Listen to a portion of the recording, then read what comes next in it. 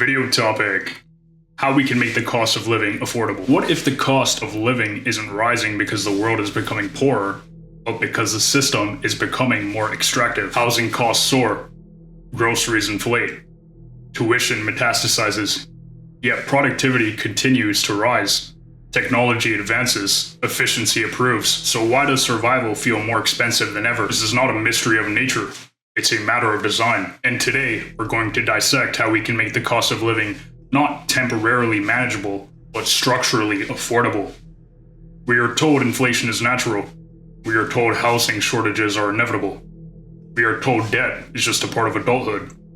But let's examine something deeper. In 1950s North America, a single median income could purchase a home, raise children, and sustain a household. Today, dual incomes often struggle to replicate that same stability. From the 1950s to today, North American housing has shifted from broadly affordable to structurally out of reach for many households.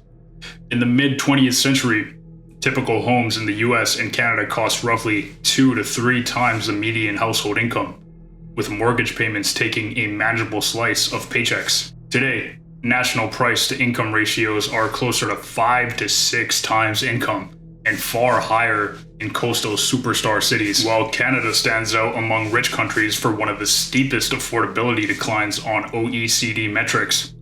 Economists trace this break to a mix of ever cheaper credit after the 1980s, restrictive land use rules that throttled new supply in high-demand regions, strong population and immigration flows into a few job-rich metros, and the financialization of housing as a favored investment asset rather than just shelter, all of which allowed home prices to pull away from stagnant incomes over multiple decades. Did resources vanish?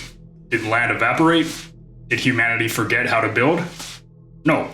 What changed was the architecture of incentives. Milton Friedman once said, "Inflation is always and everywhere a monetary phenomenon."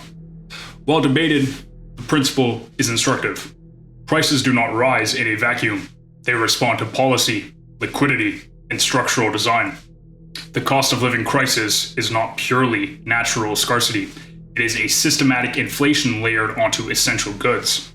Housing is no longer shelter, it is an asset class. Education is no longer formation, it is a debt instrument. Healthcare is no longer care, it's a revenue model. When necessities become speculative vehicles, affordability erodes by design.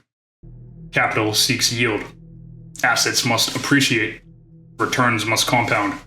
But wages do not compound at the same velocity as capital. Thomas Piketty famously observed, when the rate of return on capital exceeds the rate of growth of the economy, inequality increases. That dynamic does more than increase inequality. It inflates the cost of living, because essential goods become stores of wealth rather than utilities of survival. There are 4 primary drivers behind persistent cost escalation. 1. Monetary expansion. Sustained liquidity injections inflate asset prices before wages adjust. 2. Zoning and supply constraints. Artificial housing scarcity drives speculative premiums. 3. Credential inflation. As degrees become mandatory filters, demand for higher education intensifies regardless of cost. And 4. Productivity and wage divergence. Since the 1970s, productivity has risen dramatically, while real wages have stagnated relative to output. This is not accidental drift, it is incentive geometry, and geometry determines outcome. Affordability becomes permanent when 3 conditions are met. 1. Essentials are despeculated. Housing must be treated primarily as shelter, not a leveraged commodity. 2.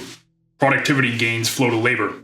Automation should compress living costs, not merely increase shareholder returns. 3. Supply is liberated. Restrictive zoning and bureaucratic inertia must be restructured to allow abundance. Notice something. None of this requires utopia. It requires policy alignment. Affordability is not an emotional wish. It is an engineered equilibrium. But reform alone is insufficient, because modern economies are built on perpetual growth assumptions. Asset appreciation underpins retirement systems. Debt expansion fuels expansion cycles. Consumption sustains GDP.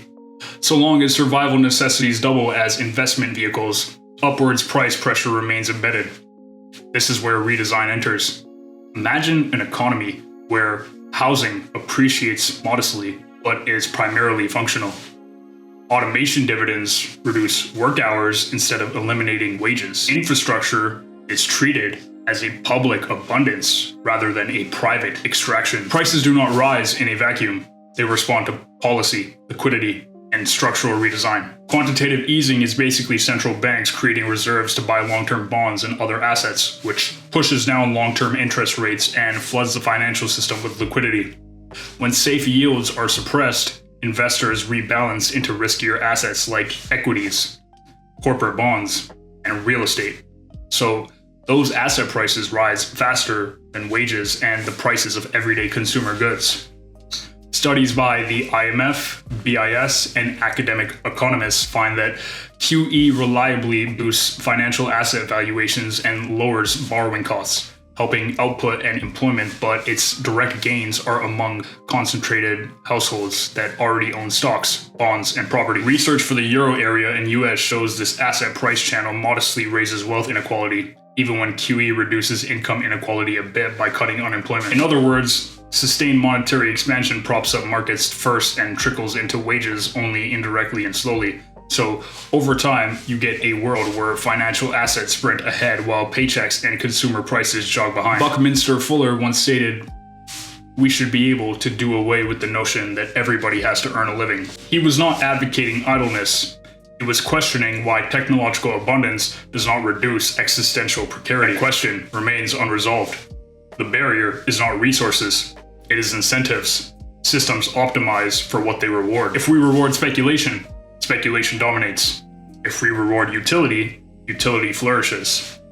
Permanent affordability requires incentive recalibration, institutional courage, cultural shift away from equating asset inflation with prosperity. This is not anti-market, it is anti-distortion. Markets function best when necessities are stable and innovation is competitive, not when survival is collateralized. The cost of living crisis is not entropy, it is architecture, and architecture can be redesigned. Not through slogans, not through short-term subsidies, but through structural clarity. Affordability is not a miracle, it is a decision. The only question is whether we are willing to make it. Like and subscribe, it takes you 2 seconds, but it helps me out more than you can imagine. Love you guys.